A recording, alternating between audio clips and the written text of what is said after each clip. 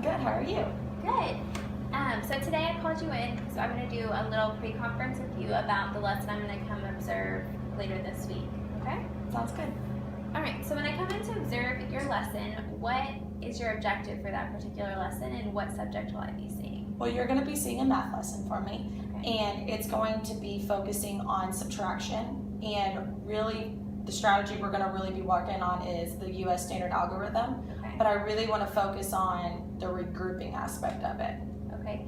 So I'm going to see a math lesson, and you're going to be focusing on the U.S. algorithm for subtraction. Correct. Okay. All right.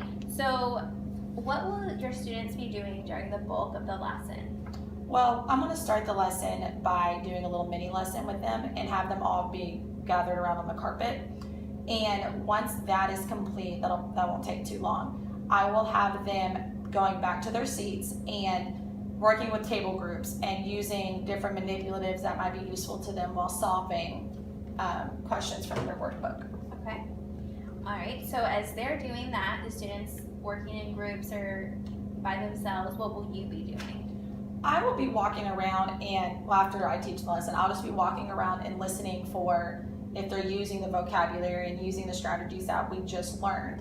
And if I'm noticing they're struggling while they're doing the problems, I'll try to pull a couple of them in small groups, or if they're struggling as a whole table group, I'll just sit down and kind of take some time and see where the errors are occurring. Okay. Sounds like you have a great plan for how to help some of your struggling learners. Thank you. You kind of talked about what you're going to do first and in the middle. How do you plan to close your lesson?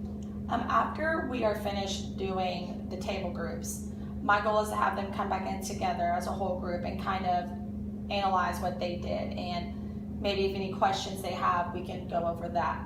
And once that's finished, I want to have an exit ticket. That's just real short, real sweet. Just give everyone sticky notes and solve the problem that I wrote on the board. Okay, great.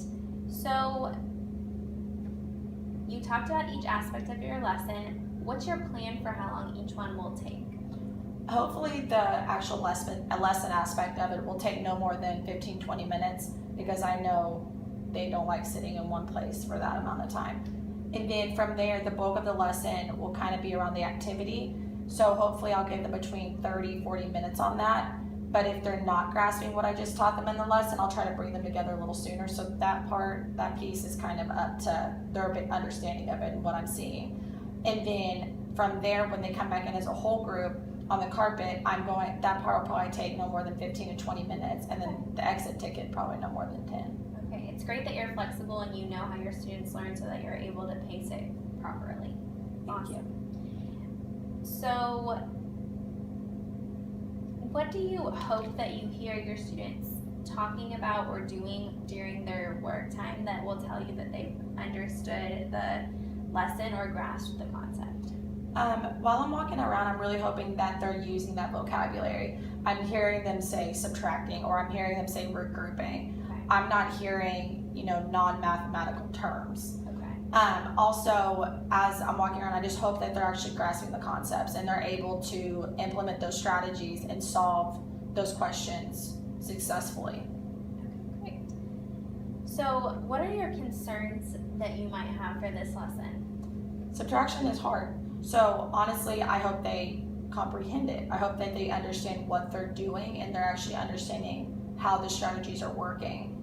Okay. And also that they're not able to see the correlation between addition and subtraction, seeing how it's the opposite, because that can also be a really useful tool for them to see. Okay, so you're concerned a little bit that they might not remember their addition algorithm, so it'll be a little harder for them to transition to subtraction. Yeah, that's correct. All right, so when I come and observe you, I want to ask you if there's anything that you really want me to focus on, so that when we do have our post-conference, we can kind of touch base on that and give you some feedback. What would that be? Watching, maybe listening for my questions, making sure that my questions dig deeper and that they'll allow them to see what they're doing, and how they're doing it, not just how to solve it. And also looking at my vocabulary, because I know I really want them to focus on using their math vocabulary, but I need to make sure that I'm using that vocabulary as well to help them transition it. Okay. Well, awesome. I'll definitely look for that. So I just want to do a little recap to make sure you know I'm on the same page. So I'm going to be seeing a math lesson over subtraction, correct? Okay, and your students should be collaborating with each other mostly, and they can also choose to work individually. And then I'll be looking for how you're questioning and what vocabulary your students are speaking with.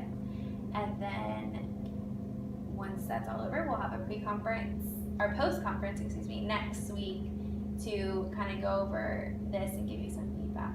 Great, thank you. All right, well, I'll talk to you later. Thanks. See you later. Bye.